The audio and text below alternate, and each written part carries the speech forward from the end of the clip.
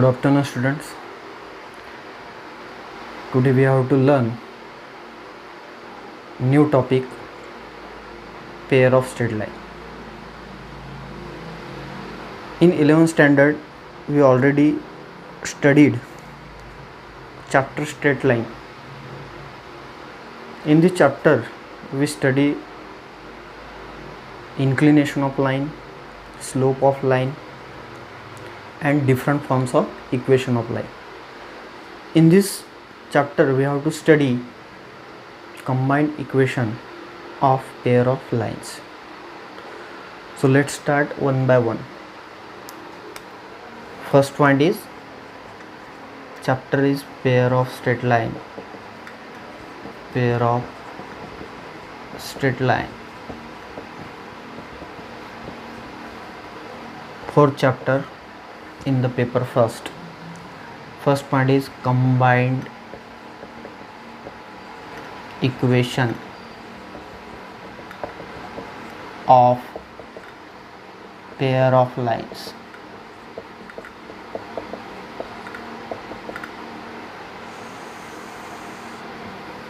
Pair of lines.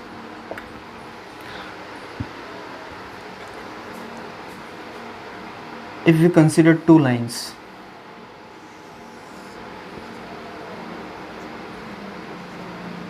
this is the first line.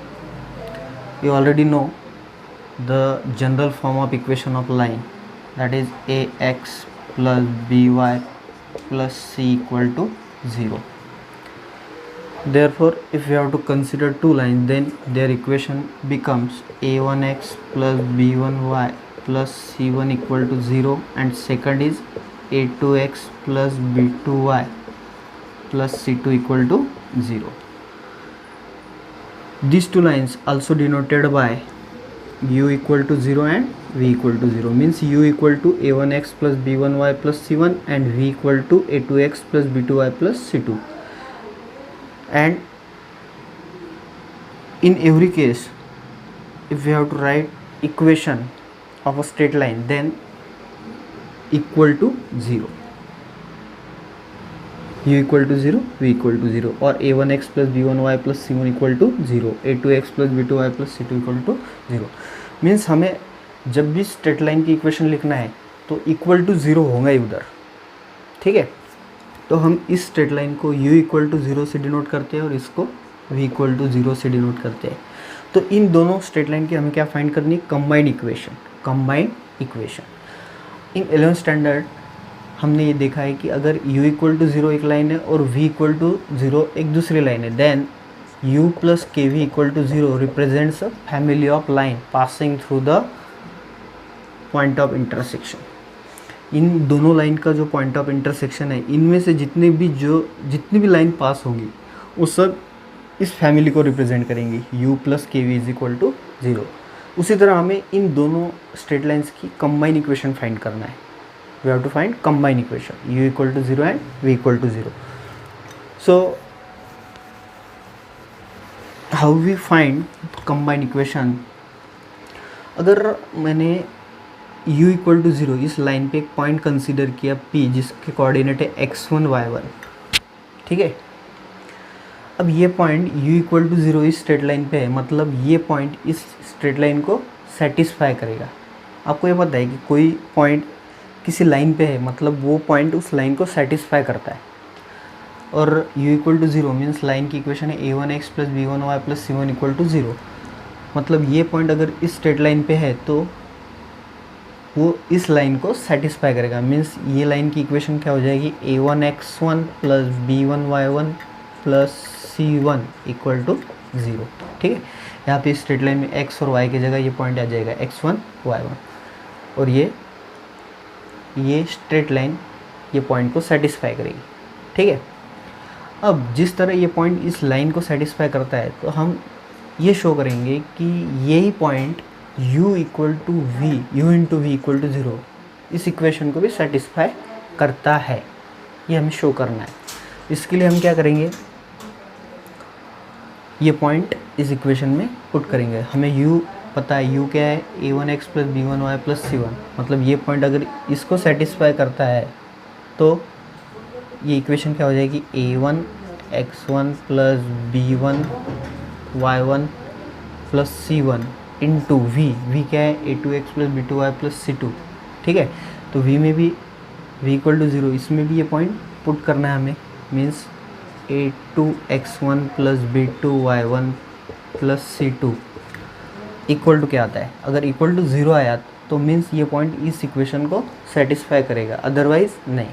तो अब ये तो हमें पता है कि ये पॉइंट इस इक्वेशन को सेटिस्फाई करता है, means a1 x1 plus b1 y1 plus c1 equal to 0 already पता है हमें, मतलब यहाँ पे हम 0 लिख सकते हैं, दैट इज़ 0 इंटू ये पता नहीं हमें, ये as it is a2x1 plus b2y1 plus c2, 0 into something that is equal to 0, means ये पॉइंट इस इक्वेशन को भी सेटिस्फाई करता है।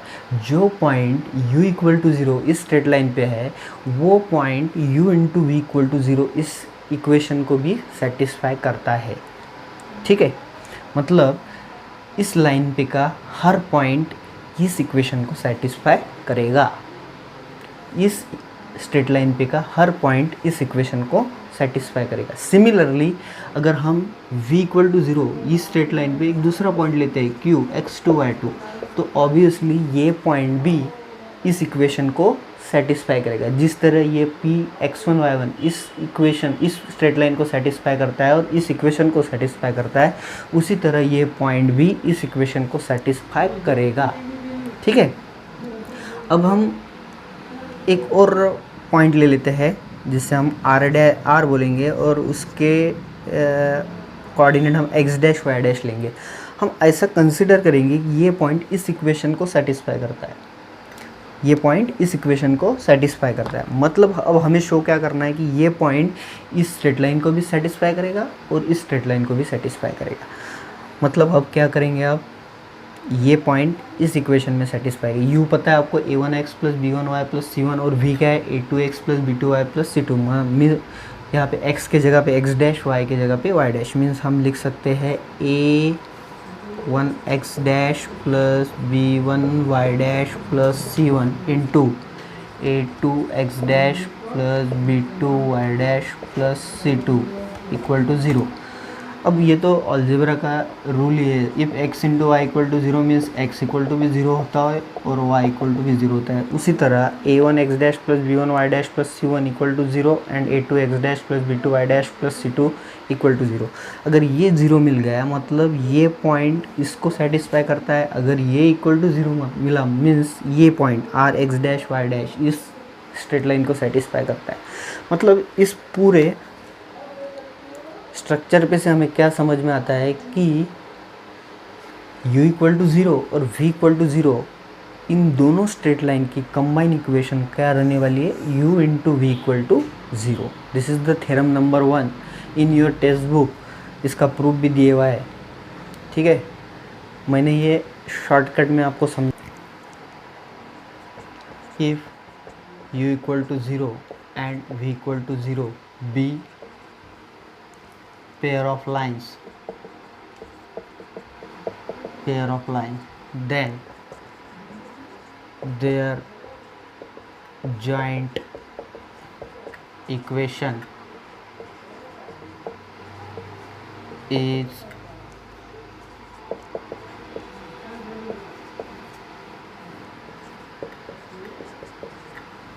u into v equal to 0। एक स्ट्रेट लाइन है u इक्वल टू 0 और दूसरी स्ट्रेट लाइन है v इक्वल टू 0, देयरफॉर उनकी जो जॉइंट इक्वेशन है वो क्या होगी, u into v equal to 0, ठीक है। अब इसी तरह अगर u इक्वल टू 0 और v इक्वल टू 0 ये पेयर ऑफ लाइन्स है, मतलब दो लाइन्स है, उनकी joint equation u into v equal to 0 होती है। तो u into v equal to 0 इनकी सेपरेट इक्वेशन क्या होंगी, if u into v equal to 0 then their separate equations are u equal to 0 and v equal to 0, ठीक है। दोनों same है, एक है u इक्वल टू 0 और v इक्वल टू 0, दो स्ट्रेट लाइन, उनकी joint equation u into v equal to 0, और अगर जॉइंट इक्वेशन दी है तो उनकी separate equation u equal to 0 और v इक्वल टू 0, ठीक है। ये हम प्रॉब्लम में देखेंगे, एग्जांपल्स देख लेते हैं हम इस पे रिलेटेड, इससे related. Example number 1, find the combined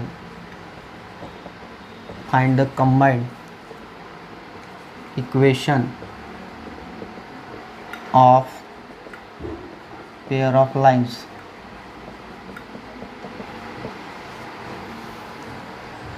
x plus y equal to 0 and 2x plus y equal to 0। दो स्ट्रेट लाइन दिए, उनकी क्या फाइंड करनी है हमें? Joint equation. ठीक है, अभी फिलहाल हम सिर्फ जॉइंट इक्वेशन फाइंड कर रहे हैं। हमें वो स्ट्रेट लाइन कैसी है इसका हमें कोई लेना देना नहीं। ठीक है, उसके बाद हम वन बाय वन वो देखते चलेंगे। तो सबसे पहले हमें दो स्ट्रेट लाइन दिए। This is first straight line x plus y equal to 0 and 2x plus y is equal to 0 is the second straight line. We have to find the combined equation. ठीक है, अब हमें ये तो पता ही है कि if u equal to 0 and v equal to 0 be two straight lines or be a pair of line then their joint equation is u into equal to 0। ठीक है, तो सबसे पहले हमें जो इक्वेशन दी है वो लिख लेंगे। गिवन इक्वेशन आर या फिर given straight lines are.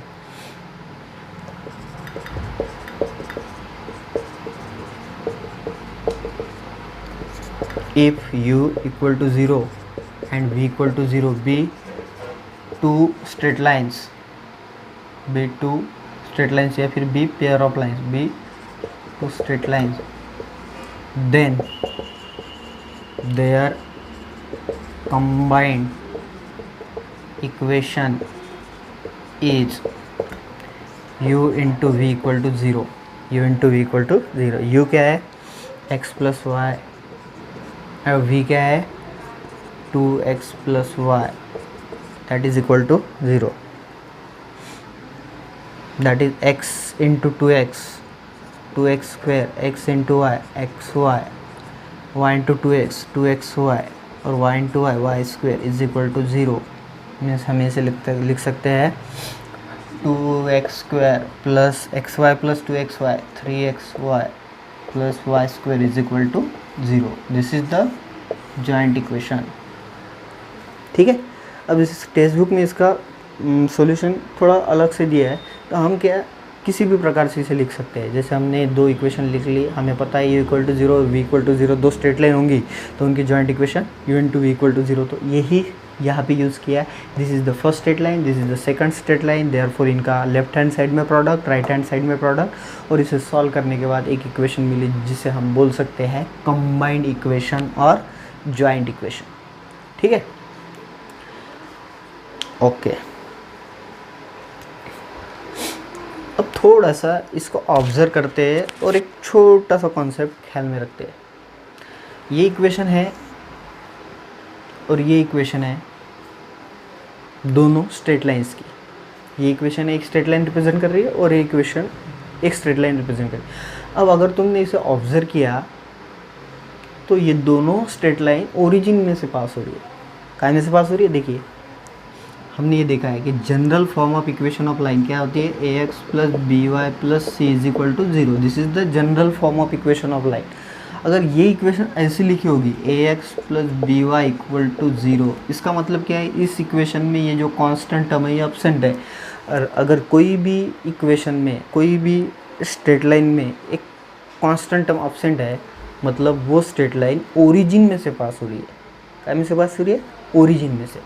Therefore ये स्ट्रेट लाइन और ये स्ट्रेट लाइन दोनों भी कैसी है? ओरिजिन में से पास हो रही है। और अगर ये दोनों स्ट्रेट लाइन ओरिजिन में से पास हो रही है तो उनकी जॉइंट इक्वेशन कौन से फॉर्म में मिली है? वो देखिए, एक जनरल फॉर्म है, इसके बाद हमें देखना है ax square plus 2hxy plus by square equal to 0। ये फॉर्म में है और इसे बोलते हैं हम homogeneous second degree equation in x and y. Homogeneous second, ये क्या होता है ये बाद में देखेंगे, ये कॉन्सेप्ट आने वाली है।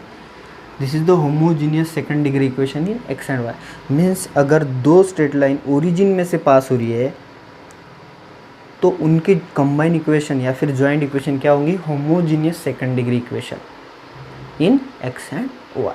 ठीक है, गिवन इक्वेशंस आर या तो फिर हम इसे u इक्वल टू 0 से डिनोट करेंगे, इसे v इक्वल टू 0। इसका सॉल्यूशन इस तरह भी लिख सकते हैं आप, let u equal to x plus y plus 3 equal to 0 और इसका v to 2x plus y plus 5 is equal to 0।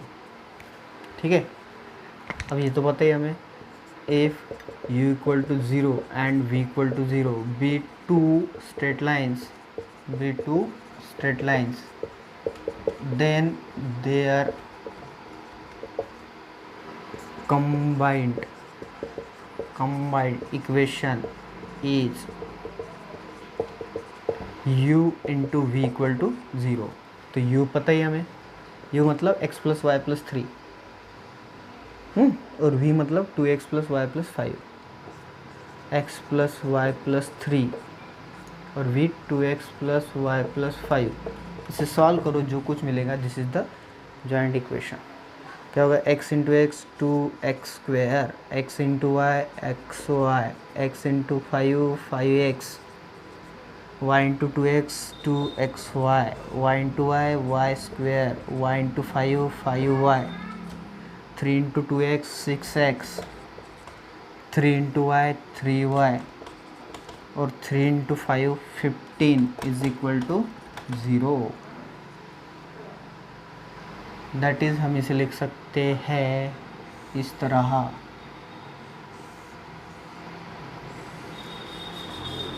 To x square plus x y की term x Y plus 2xy 3xy, बाद में Y square की term, बाद में x की term 5x और ये 6x मीन्स 11x, बाद में 5y और 3y means 8y plus 15 is equal to 0। और ये है, this is required combined equation, this is required combined equation. ठीक है, और इसे बोलते हैं हम general second degree equation in x and y. इसके पहले दो स्ट्रेट लाइन जो ओरिजिन में से पास हो रही थी उनके कंबाइन इक्वेशन क्या मिली हमें, होमोजीनियस सेकंड डिग्री इक्वेशन। अब ये दो स्ट्रेट lines not passing through origin है, तो इनकी कंबाइन इक्वेशन क्या मिली हमें, general second degree equation in x and y. ठीक है, तो फॉर्म ये है, प्रोसीजर ये है, इस प्रोसीजर से हम कोई भी दो स्ट्रेट लाइंस के जॉइंट इक्वेशन फाइंड कर सकते हैं, वो चाहे ओरिजिन में से पास हो या फिर ना हो। ठीक है, अब ये तो डायरेक्ट प्रॉब्लम है जिसमें आपको दो स्ट्रेट लाइंस दी है। ठीक है, पर कुछ प्रॉब्लम ऐसे होते हैं जिसमें हमें इक्वेशन डायरेक्टली नहीं दी जाएगी, हमें पहले इक्वेशन फाइंड करनी पड़ेगी और बाद में उसके joint equation. Low example number 3, find the combined, या फिर इसे जॉइंट भी बोलते हैं, find the combined equation of pair of lines passing through, यहाँ पे दिया है पासिंग थ्रू ओरिजिन। ठीक है, पासिंग थ्रू ओरिजिन एंड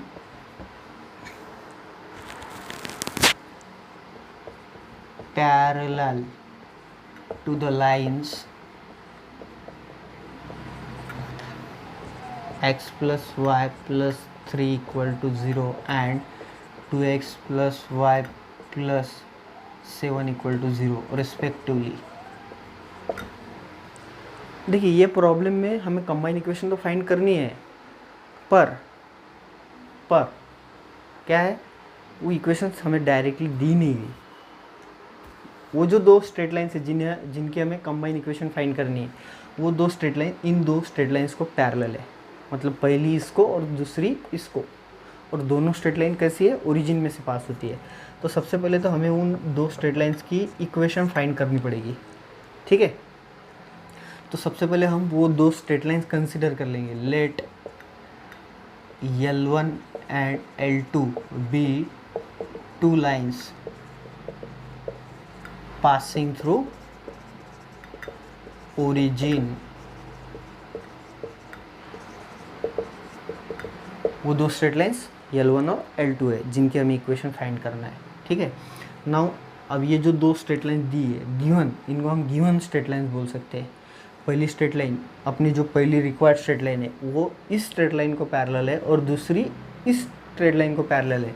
तो हम सबसे पहले इनके स्लोप फाइंड कर लेते हैं। Now slope of line x plus y plus 3 equal to 0 is -1 and slope of line 2x plus y plus 7 equal to 0 is -2. Therefore slope of line L1 and L2 are -1 and -2 respectively. काय पे से लिखा हमने ये, क्योंकि ये दो स्ट्रेट लाइंस L1 और L2 इन दोनों स्ट्रेट लाइंस को पैरेलल है। इसका स्लोप -1 मिला, देयरफॉर L1 का भी स्लोप क्या होगा -1, क्योंकि अगर दो स्ट्रेट लाइन पैरेलल है उनके स्लोप इक्वल होते हैं। देयरफॉर इस स्ट्रेट लाइन का स्लोप -1 है, देयरफॉर L1 का भी स्लोप -1 होगा। इस स्ट्रेट लाइन का स्लोप -2 है, देयरफॉर L2 उसको पैरेलल है, मीन्स L2 का स्लोप -2 होगा। Slope of line L1 and L2 मिल चुका है हमें, therefore equation of line L1 and L2 are. अब अगर दो स्ट्रेट लाइन ओरिजिन में से पास होती है, समझो एक का सोचो, हमने 11th स्टैंडर्ड में देखा है, अगर कोई स्ट्रेट लाइन ओरिजिन में से पास होती है और जिसका स्लोप m है, तो हम उसकी इक्वेशन क्या लिखते हैं, y = mx। कैसे, देखो ये एक फॉर्म था, y - y1 = m × x - x1। This is the equation of line in slope point form. अगर कोई लाइन किसी पॉइंट में से पास होती है, वो पॉइंट पता है और उसका स्लोप पता है, तो हम उस लाइन की इक्वेशन इस तरह लिख सकते हैं, y - y1 = m × x - x1। अब हमें ये पता है कि ये लाइन ओरिजिन में से पास हो रही है, मतलब x1 और y1 क्या होगा 0, 0,0। देयरफॉर यहाँ पे वैल्यू पुट की, y - 0 = m × x - 0, मीन्स क्या मिला, y = mx।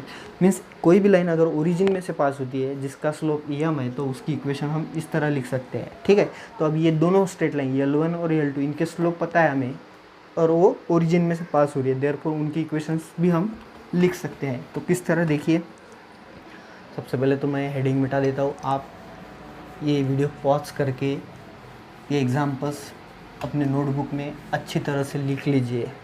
ठीक है, therefore equation of line L1 and L2 are y = first straight line L1 का स्लोप है -1 × x, okay, and second y = -2 × x, that is y = -x and y = -2x, that is x plus y = 0 और 2x plus y = 0।